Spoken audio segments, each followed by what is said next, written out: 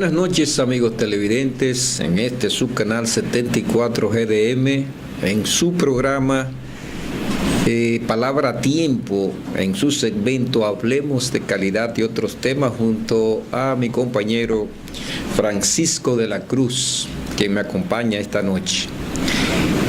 Vamos a tratar esta noche temas interesantes.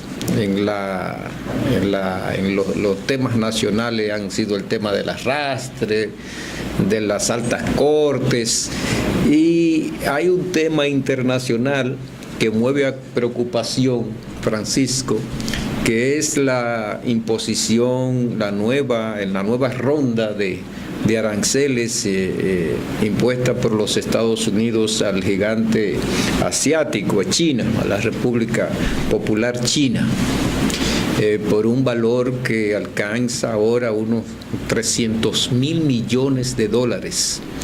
Y muchos economistas están preguntando cuáles serían las consecuencias en el crecimiento chino, que es una de la segunda locomotora mundial del crecimiento económico, cuáles serían las repercusiones, no solamente al nivel de la economía interna, que seguramente van a ser muy sensibles los efectos, sino a nivel de la economía mundial. Un grupo de economistas norteamericanos está planteando que esto puede conducir a una recesión económica, que esto puede revertirse en contra de la economía norteamericana, que si bien hay una serie de indicadores que han mejorado, por ejemplo el empleo en los Estados Unidos y el mismo crecimiento se ha mantenido, puede todo esto revertirse en su contra. Otro acontecimiento es las prohibiciones de compra en el mercado interno de los Estados Unidos y principalmente a Google, del gigante tecnológico chino, Huawei, que por cierto hay muchos teléfonos aquí, solamente en México de Huawei hay unos 8 millones de unidades de celulares. Imagínense, aunque se dio una prórroga, el Departamento de Comercio de los Estados Unidos dio una prórroga de 90 días, lo que da un respiro al gigante asiático.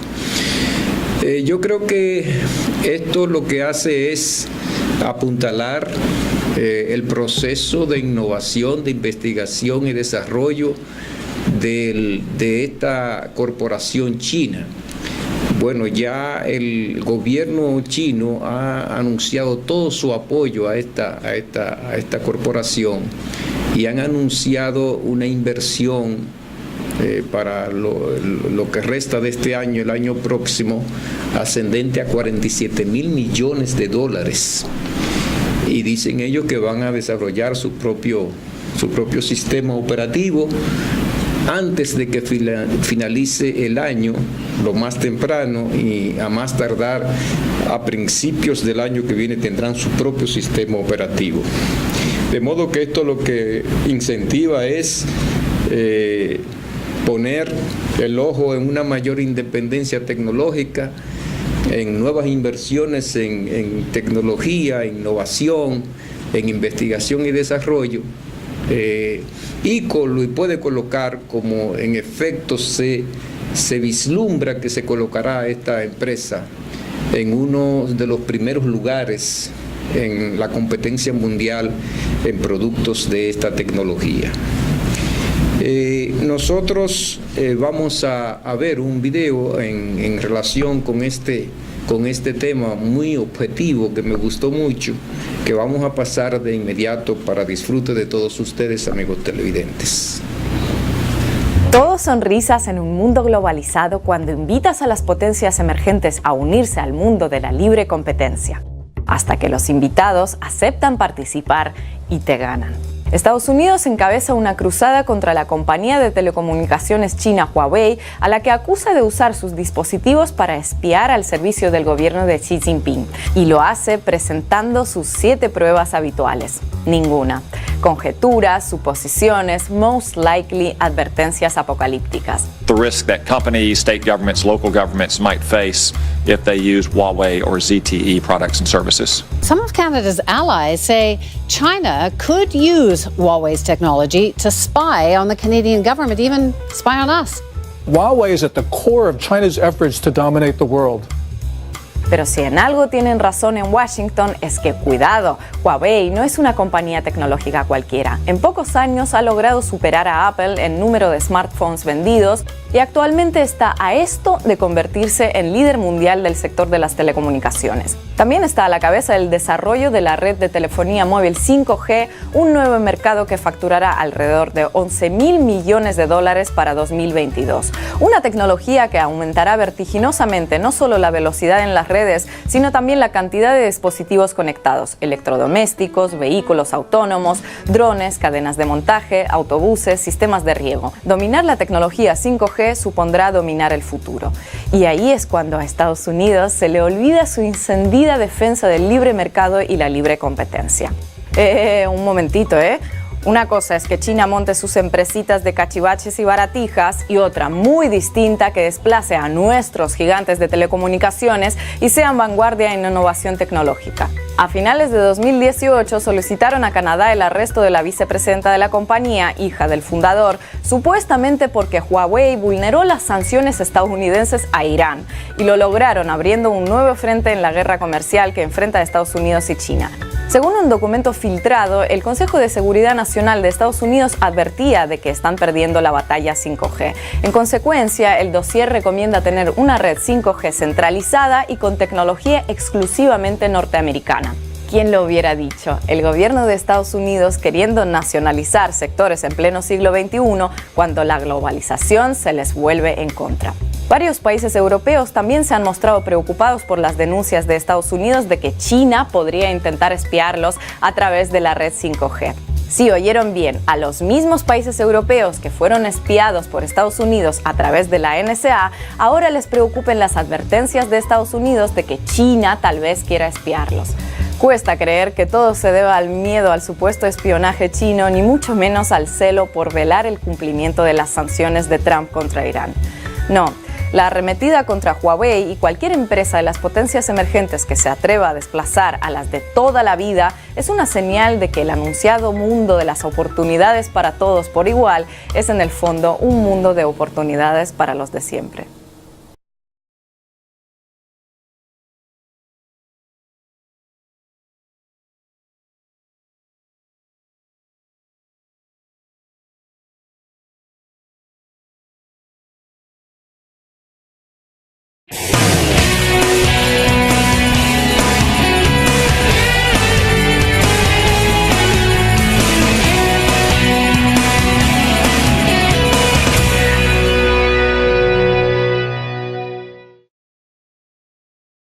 ¿Te ha pasado que luego de todo un día de trabajo vas a un banco, pero cuando llegas ya han cerrado? O quizás has tenido que manejar 30 minutos para ir al banco cuando en realidad tenías una sucursal muy cerca de ti. ¡Ya no más! En bancos.do puedes encontrar todas las sucursales de todos los bancos en República Dominicana. Encontrarás sus horarios, teléfonos, correos y hasta un mapa de su ubicación exacta. Podrás filtrar por pueblo o ciudad, si abre los domingos, si abre de noche, si está en una plaza o buscar la palabra clave que deseas. También podrás valorar cada sucursal. Puedes entrar desde cualquier dispositivo que tengas. ¿Qué esperas? Entra a bancos.do. Higüey Travel te lleva a conocer Israel, Palestina, Jordania y Egipto. 14 días de aventura, todo incluido. Nuestra excursión incluye boletos aéreos, traslados, alojamiento y visitas según itinerario, alimentación completa, tarjetas de asistencia en caso de accidente, guía de habla hispana, impuestos incluidos, tour en autobús de lujo con Wi-Fi. visitaremos las espectaculares pirámides de Giza en Egipto, la monumental ciudad de Petra en Jordania, la iglesia de la Natividad donde nació nuestro Señor Jesús en Belén, Palestina, así como la ciudad santa de Jerusalén en Israel. Viajamos del 24 de junio al 5 de julio, desde $4,995 por persona. Deja tu viaje en manos de expertos. Llama al 829-853-4440 y 829-645-7755 o escríbenos a higüeytravelsa@hotmail.com. La empresa de generación hidroeléctrica dominicana EGI, en temporada ciclónica, recomienda dar seguimientos a los boletines del Centro de Operaciones de Emergencias y la Defensa Civil por una vía segura y directa, pero igual por estar informado ante cualquier eventualidad. EGI, líder en energía limpia.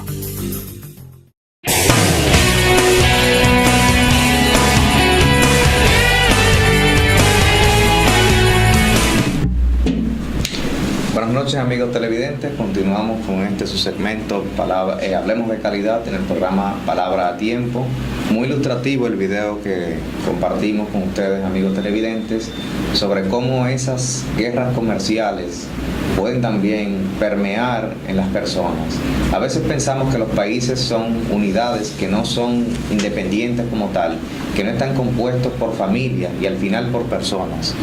Eso es un caso particular porque el tema que traeremos en el día de hoy, referido al endeudamiento, es bastante interesante porque hay que pensar que así como nosotros como individuos nos endeudamos en ferias hipotecarias, como usted mencionaba fuera del aire, en ferias automovilísticas de automóviles, así también las familias se endeudan, las organizaciones se endeudan y los países se endeudan. Es por eso que debemos estar muy pendientes hasta qué punto nos estamos endeudando, en qué estamos utilizando esos recursos y de qué forma vamos a poder pagar esa deuda que contrajimos con un tercero, que a veces también puede ser interna en el caso de los países, que es la famosa deuda interna, que puede ser tanto hay externa y hay interna, y que puede ser incluso, como se dice, intragubernamental. Así es, Francisco, es de creciente preocupación en el país el tema del endeudamiento público consolidado, que incluye la deuda externa e incluye la deuda interna. Vamos a hablar mejor del endeudamiento público consolidado, porque si bien la deuda externa fundamentalmente en su totalidad se contrata en dólares norteamericanos y en otras monedas, no es menos punzante en las finanzas públicas el tema del endeudamiento interno con el sistema financiero nacional. Bueno, este endeudamiento consolidado público realmente con mucha razón comienza a preocupar a muchas personas, no solamente intelectuales, economistas, sino también al hombre común que actualmente está utilizando este argumento como una justificación, digamos, de deserción política, sí, o de dudas sobre la viabilidad de la política económica que ejecuta el gobierno dominicano. Vamos a ver desde el 2000 al 2004, del 2000 hasta el 2018, cómo se ha venido incrementando este endeudamiento externo consolidado público, vamos a decir, para incluir el endeudamiento interno. Desde el 2004. Vamos a ver los incrementos para una mejor comprensión de los amigos televidentes. Entre el 2000 y el 2004, este endeudamiento se incrementó en $6,487.2 millones. Eso fue al pasar de 4.000 millones hasta 10.000 millones en ese periodo.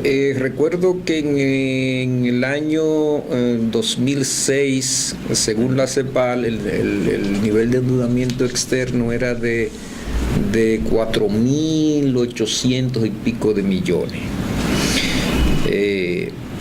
Desde entre 2005 y 2008 alcanzó, o sea, el incremento absoluto alcanzó los 3.777.4 millones.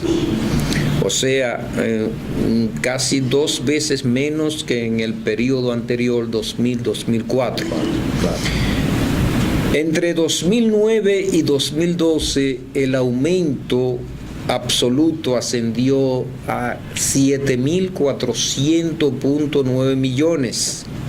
Y entre 2013 y 2018, y las cifras de 2018 que tengo son estimadas, no sé si tú tienes cifras definitivas. 41.000 millones de dólares. 41.000, casi 42.000 millones de dólares redondeando al 2018.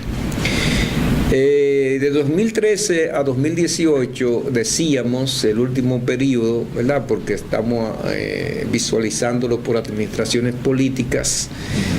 El incremento absoluto fue de 12.707.98 millones. Esto significa que el incremento del endeudamiento público consolidado en los últimos 6 años equivale a un 71.6% aproximadamente del incremento total registrado entre 2000 y 2012, o sea, en 12 años. Esto es mucho dinero. Incluso si lo vemos, doctor, en términos de porcentaje del PIB, para repetir la misma serie que usted, en términos porcentuales, pasamos en el año 2000 de tener un endeudamiento respecto al PIB de un 18% hasta un 47% en 2004. Luego baja, evidentemente, no por una cuestión absoluta, sino en términos relativos de que el PIB vuelve y crece, toma el sendero de crecimiento después de la crisis 2003-2004 y se estabilizó entre un 32, 36, 37%. A partir del año 2012 y hasta el 2018 se mantuvo siempre por encima del 41% hasta representar el año pasado el 50% del PIB, y la distribución entre deuda interna y deuda externa es prácticamente equitativa, 55% externa, 45% interna, lo cual genera presiones evidentemente sobre el mercado interno y sobre el requerimiento de remesas y divisas internacionales.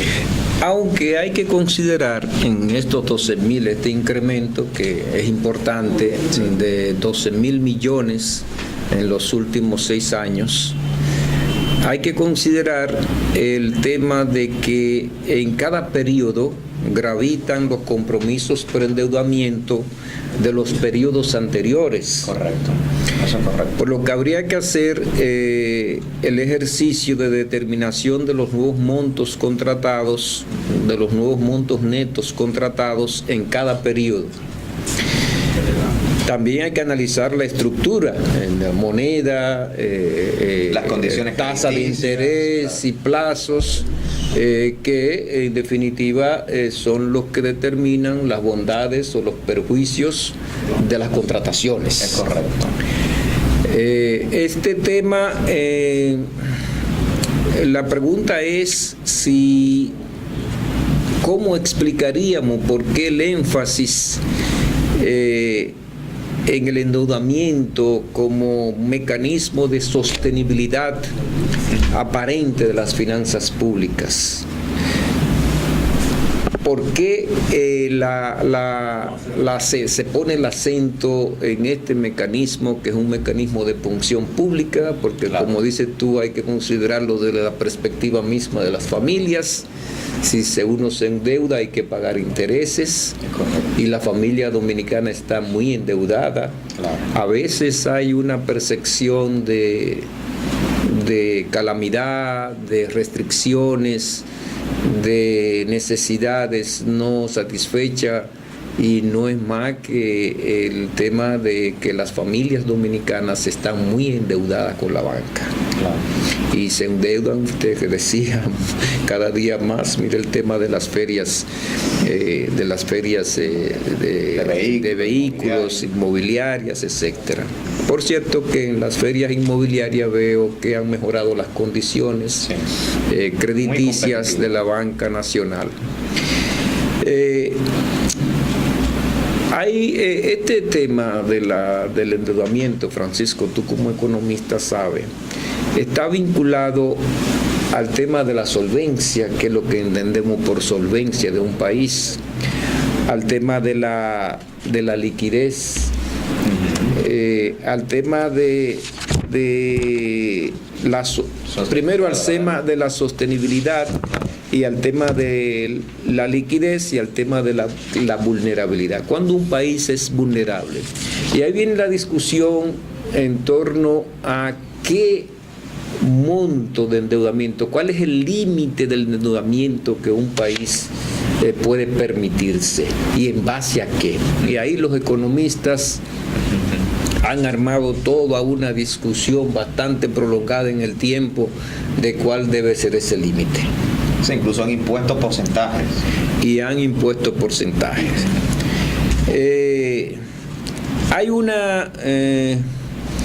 Hay un trabajo, Rogonoff y Reinhardt. Rogonoff fue de Harvard y Reinhardt, que creo es una mujer, es una economista muy conocida, es de Pensilvania, me parece. Hicieron un estudio en el 2010 y establecieron que el límite razonable de endeudamiento es un 90%. Vamos a ver luego de una breve pausa estos temas con más detalles en el próximo segmento, pero ahora vamos a una pausa comercial.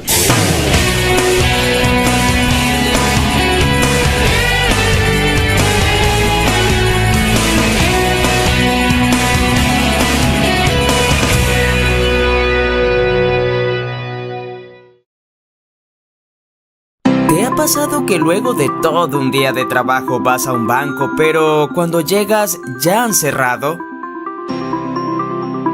O quizás has tenido que manejar 30 minutos para ir al banco cuando en realidad tenías una sucursal muy cerca de ti. Ya no más. En bancos.do puedes encontrar todas las sucursales de todos los bancos en República Dominicana. Encontrarás sus horarios, teléfonos, correos y hasta un mapa de su ubicación exacta. Podrás filtrar por pueblo o ciudad, si abre los domingos, si abre de noche, si está en una plaza o buscar la palabra clave que deseas. También podrás valorar cada sucursal. Puedes entrar desde cualquier dispositivo que tengas. ¿Qué esperas? Entra a bancos.do.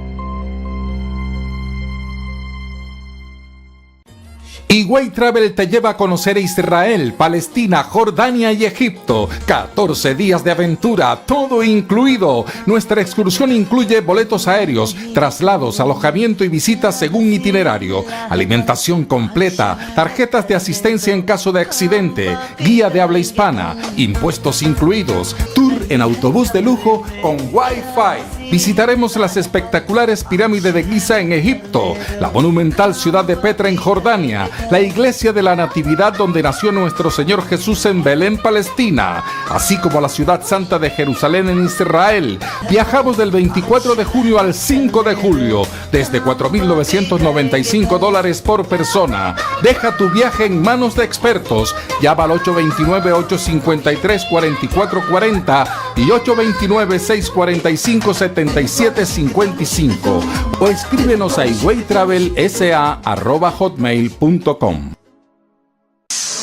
La empresa de generación hidroeléctrica dominicana EGI, en temporada ciclónica, recomienda dar seguimientos a los boletines del Centro de Operaciones de Emergencias y la Defensa Civil por una vía segura y directa, pero igual por estar informado ante cualquier eventualidad. EGI, líder en energía limpia.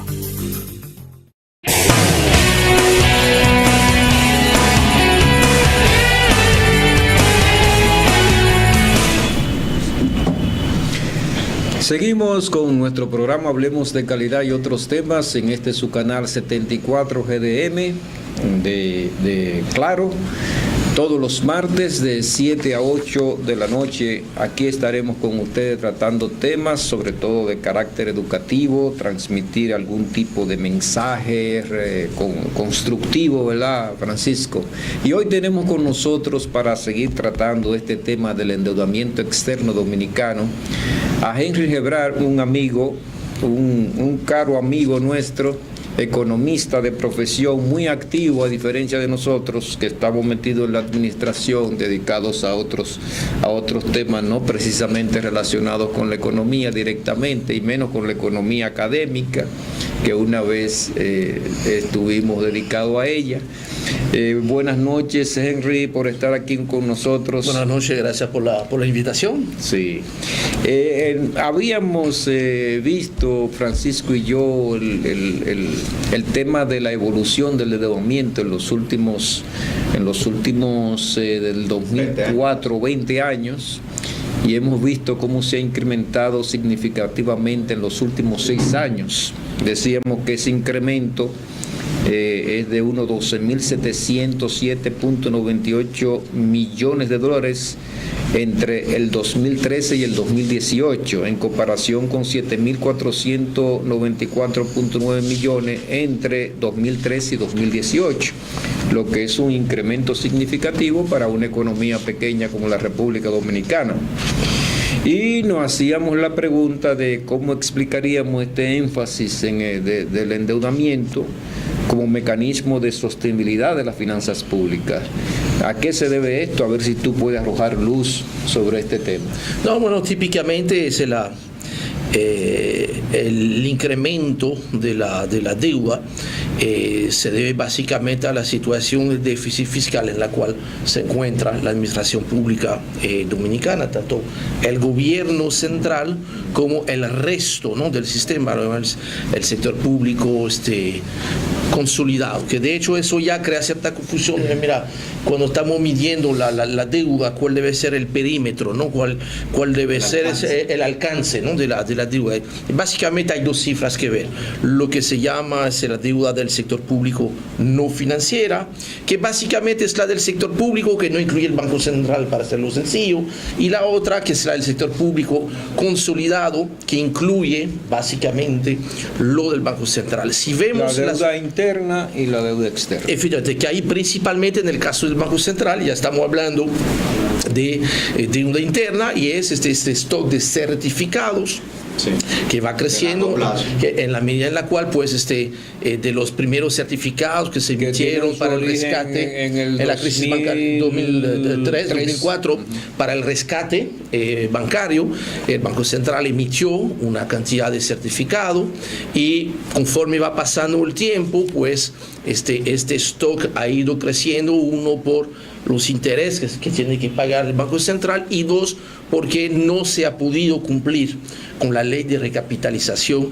del Banco Central, probablemente porque era muy agresiva, y 2, se había aprobado esta ley, si no mal recuerdo, en el 2007, antes de la crisis financiera mundial, que es también lo que marca para mí la frontera entre el periodo en el cual la República Dominicana, si bien tenía deudas, eran súper manejables, y el nuevo periodo en el cual ya vemos, como muy bien lo subrayó Julio, un incremento constante, y que inclusive que parece ir un poco en aceleración de la deuda. Esa es la primera cosa. La segunda cosa, cuando medimos el tema de sostenible, no sostenible, o de ver el tamaño de la deuda en el tiempo, o para compararlo con otros países, que también es importante, tenemos 2 medidas básicamente. ¿Cuánto representa el monto de la deuda como porcentaje del tamaño de la economía? O sea, como porcentaje del Producto Interno Bruto. Y ahí muchas veces ustedes habrán escuchado de que se dice que siempre y cuando uno no está por encima del 40%, todo está bien. Lamentablemente también ya, como tú lo estás diciendo, efectivamente ya hemos pasado el 40%. Si tomamos de hecho la deuda sin el Banco Central, está en un 40% ahorita a marzo. Si le incorporamos la deuda del Banco Central, si ya superamos el 50% del PIB, hay que tener mucho cuidado que en las publicaciones que se hacen antes del cierre de año, como ahorita la del mes de marzo, ahí hay un pequeño, como está un canal de televisión, lo voy a llamar así, como un truco de cámara, ¿no? Que estoy midiendo la deuda de hoy versus el PIB de fin de año. Claro. Que no me parece correcto. Son de fases temporales. Sí, pero eso te ayuda y te autoengaña mostrando si el de que PIB es mayor, ese porcentaje es menor. Claro, lo que conviene hacer es lo que es siempre un poquito trabajoso, pero o sea, hay que hacerlo para poder medir piñas con piñas, pues es tratar de acercar lo que es el PIB al final de marzo 2019 en base anual para estar comparando las cosas. Con eso nos da que la deuda representa un 51% del PIB, que obviamente es mucho menor que en muchos países. Sin embargo, en el caso de un país como la República Dominicana, que no tiene una moneda dura, o sea, que vive con peso dominicano, pero gran parte de la deuda está en dólares, hay que pensar que entonces no es lo mismo para un país como Japón tener una deuda que supera el 100% del PIB, que básicamente es una deuda consigo mismo. Sí, con residentes. Con el caso de Estados Unidos, que es el dueño de la imprenta de fabricar dólares. La mitad de los dólares del mundo están fuera de los Estados Unidos. Y gran parte y eso le permite aplicar políticas monetarias y fiscales expansivas. Efectivamente, eso es un lujo que no tiene la República Dominicana. Por ende, solamente ver el tema de la deuda. Los europeos tampoco. No. En ese triángulo de la política monetaria, fiscal y la misma económica como tal, no tienen esa libertad porque el euro está controlado. Y qué interesante, porque eso es lo que ha creado muchos problemas dentro de la Unión Europea, porque el hecho de adoptar una moneda común ha hecho de que básicamente para que sea una paridad común ha tenido como resultado es como si Alemania, que era la economía más fuerte, haya devaluado su moneda, o sea, le ha sido sumamente favorable, mientras países como Grecia especialmente, España en un grado menor, pero sí también Francia e Italia se han visto perjudicados por esta paridad común y la imposibilidad ahora de recurrir a posibles devaluaciones para mantener su competitividad. El tema del límite de un 40% que muchos en nuestro patio utilizan como argumento para procurar votos y también para exagerar un poco, hasta haciendo comparaciones con los Estados Unidos, que no es posible una comparación de la economía dominicana con la de los Estados Unidos en este sentido, que tiene un 92% de endeudamiento en el PIB. Hay otros planteamientos que yo personalmente, desde mi humilde entendimiento, considero inapropiados, incorrectos y como decía Mazzucato, también un poco desordenado, que es el economista Rogoff y de Reinhardt en el 2010, que publicaron un trabajo que fue muy debatido en todos los medios académicos, que se llama Crecimiento en tiempos de deuda, en el 2010, y él establecía que un 90% es el límite razonable para endeudarse, y lo hacía extensivo a todos los países. Un 90%, si se endeudaba más allá de un 90%, la economía crecería un 1% menos que si fuera menos de un 90%. Eso es la tesis fundamental que se establecía en ese trabajo. Nosotros decimos que ese es un planteamiento incorrecto por muchas razones. Por ejemplo, hay muchos países como Canadá, Nueva Zelanda y Australia que han crecido de manera estable y tienen un altísimo endeudamiento externo. Pero él no lo tomó en cuenta, estos economistas no tomaron en cuenta este tipo de países.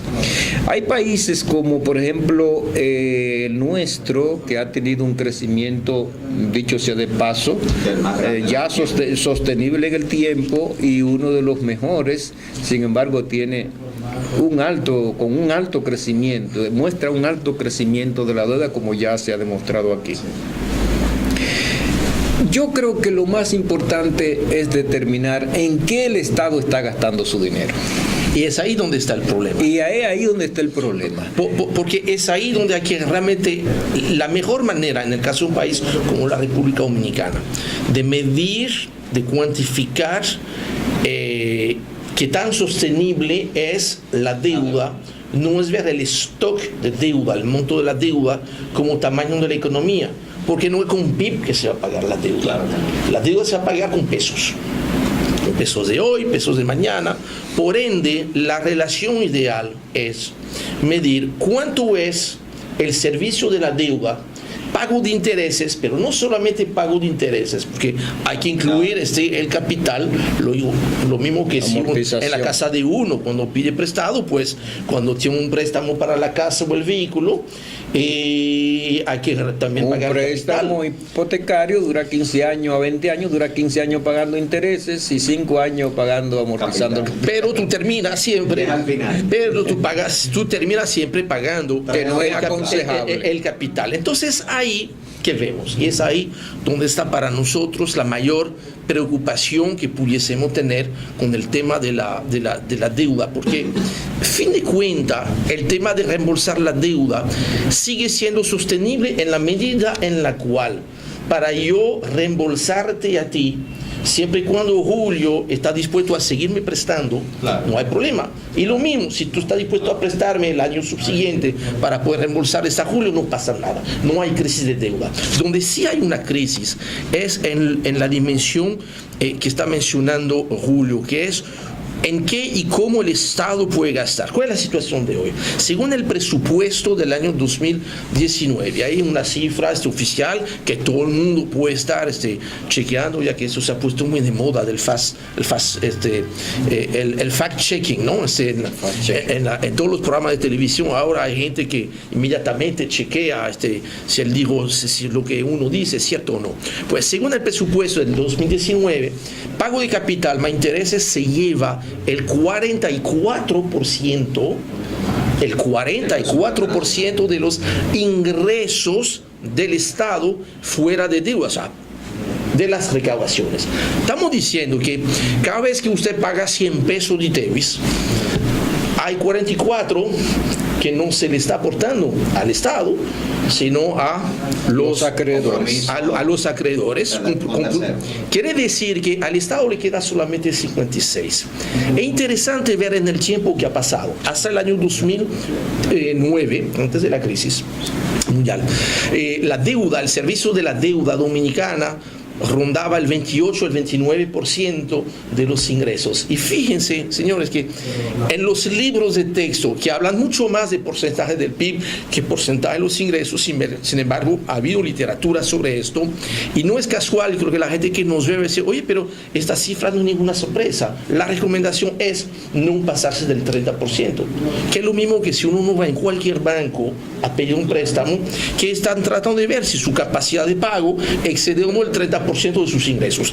Si excede de esto, a menos que tenga muy buenas relaciones con su banquero favorito, no le van a prestar. O si le van a prestar es con una tasa con condiciones nada blandas. Pues en el caso de la República Dominicana, estar pagando dedicar el 44% al servicio de la deuda le impide al Estado tener capacidad suficiente para ejercer política pública, política social, política que permita resolver los problemas de desigualdad en la sociedad, y al mismo tiempo hacer las inversiones necesarias para que el sector privado pueda tener mejor competitividad. Entonces, con el riesgo del círculo vicioso, el famoso círculo vicioso de la deuda.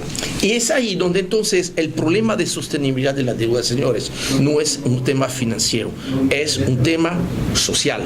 No es posible seguir por mucho más tiempo dejando tan pocos grados de libertad al Estado para poder atender las necesidades. Esto es una de las razones principales, creo yo, por la cual hoy en día el crecimiento tan acelerado que disfruta la economía dominicana en nivel macro, no le está llegando a la gente, porque el Estado no tiene la capacidad. Fíjense, el Estado dominicano recibe per se poco dinero, porque probablemente por el andamiaje fiscal tributario de la República Dominicana, la recaudación y la informalidad, que va a la par, porque entonces un andamiaje tributario no eficiente hace que las tasas son muy altas. Si la tasa de impuesto es muy alta, es un incentivo perverso para entonces tratar de evadir o eludir. Entonces, esto hace que hoy en día, probablemente, mira, el Estado en vez de recibir 100, en vez de recibir 120, recibe 100. De este 100 le quitamos 44, le quedan 56 para hacer política pública. Si mañana, con un pacto fiscal, después de las elecciones probablemente, para presupuesto 2021 con un ajuste importante, que eso viene, yo no veo la posibilidad de eludir o evadir ese compromiso en el 2021. Llevar de 100 a 120. ¿Y por qué tiene que ser en el 2021? ¿Por el año electoral? Por el año electoral. Yo creo que estamos todos claros que el ciclo electoral no te permite hacer eso. Ojalá pues se aprovechara lo que es la recomendación de las agencias multilaterales, el momento de alto crecimiento, de buena salud de la economía, para hacer el ajuste, porque siempre es más fácil cuando la economía crece. Que el Estado Dominicano, y hay que reconocerlo, ha hecho inversiones cuantiosas en infraestructura física, vial, sí, física, social. Eso no se puede discutir. Yo decía, así hincapié en el tema del endeudamiento y la calidad del gasto. Si nos quedan para gastar de los 100 te quedan 56. Nos quedan apenas 56. De cada 100 pesos nos quedan 56 del presupuesto nacional. Habría que ver los rubros improductivos, porque ¿qué es lo que es la sostenibilidad? La sostenibilidad del endeudamiento es satisfacer las condiciones de solvencia sin producir ajustes en la proyección de los gastos y de los egresos e ingresos del gobierno, considerando el capital, el costo del capital en el mercado financiero. Y poder resistir cualquier ajuste que pase en la economía, ¿no? A mí me parece que, dado estos altos niveles, aún creciendo la economía como está creciendo, y se prevé que siga creciendo este año, hay un problema de solvencia planteado. Si no se hacen ajustes considerables por el lado de los gastos. Hay que hacer el gasto de más calidad. Hay una máxima que tú la conoces económica, de que el crecimiento económico en cualquier país está atado a las inversiones en investigación, desarrollo, innovación, tecnología, en mejorar las condiciones sanitarias, en producir una calidad una educación de calidad. Entonces, parecería que si seguimos transitando por esa senda, se pondría en tela de juicio eso que nosotros llamamos sostenibilidad del endeudamiento, que es un tema bastante también debatido en la literatura. ¿Tú crees que nosotros podemos revertir esa tendencia y que necesariamente para ello tengamos que transitar un programa riguroso de ajuste fiscal monetario para el 2021? Mira, obviamente lo que tú acabas de decir debe ser a la vez el qué y el cómo, ¿no? del ajuste. Para lograrlo, recuerda que yo soy francés, ¿no? Y mira, en Francia se dice que no se puede preparar un omelette sin romper unos huevos, ¿no? Entonces, ahí hay que preparar una tremenda omelette. Hay que echarle huevos, champiñones, tocinetas, cebolla, de todo, y eso es complicado. Y tú no puedes tocar solamente una dimensión, ahí tú vas a tener que tocar ingresos, gastos, activos activos y manejo de la deuda, esas 4 dimensiones. No, o sea, la dimensión del problema de un lado, del lado negativo, y del reto, del lado positivo, es tal que tú tienes que tocar todas las dimensiones. Entonces, dentro de los mismos ingresos, tú no puedes tocar un impuesto sin tocar a los demás. Entonces, esto solamente se va a poder lograr a través de un plan muy bien planteado, con fuerte respaldo de toda la sociedad, que no es lo más fácil, pero y con impecable ejecución. Estoy de acuerdo contigo, pero la pregunta es si es posible incrementar los ingresos, racionalizar el gasto, incrementar los ingresos sin tocar los impuestos sensiblemente. Hay un gasto fiscal. No, okay, entonces, hay un gasto fiscal. Hay una evasión fiscal tremenda y evidente para todos. Mira, yo creo que el primer objetivo, o sea, habría que estar claro, independiente, porque mira, podemos tratar de tener acuerdos básicos fácilmente sobre los que. De hecho, la Estrategia Nacional de Desarrollo fue un ejercicio de qué es. Falla un poquito en los cómo, especialmente en el más importante quizás, que es, mira, ¿cómo se va a financiar? ¿Cómo se va a financiar? Lo cual es casi la misma pregunta que quiénes lo van a financiar. Bien. De cualquier modo, vino el momento de revisarlo y de plantearse, mira, si hoy en día el Estado recibe 100, ¿cuánto sería, independientemente de todo lo resto, cuánto realmente deberá recibir el Estado? ¿Cuál es nuestro objetivo? 110, 120, 130. Bien, si queremos llegar a 130, ¿en cuántos años? 3 años, 5 años, ponemos la meta. Y a partir de ahí, entonces, una combinación de una serie de cosas que es, obviamente, disminuir drásticamente la evasión. Estamos hablando, en el caso del ITEVIS, probablemente todavía arriba del 40%, en el caso del impuesto a la renta arriba del 60%, pero que parte de esto es más que, o sea, además de evasión e ilusión, es mucha informalidad.